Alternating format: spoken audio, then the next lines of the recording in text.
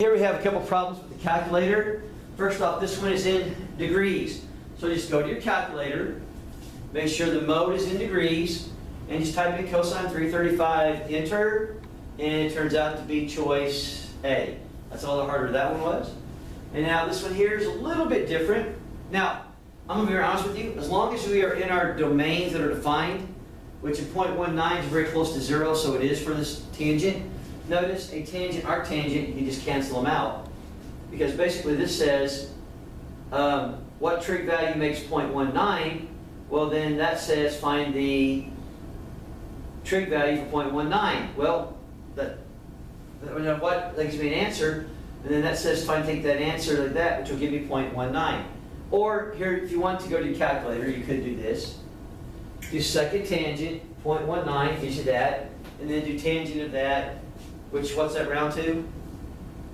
D, 0.19. The answer is just 0.19.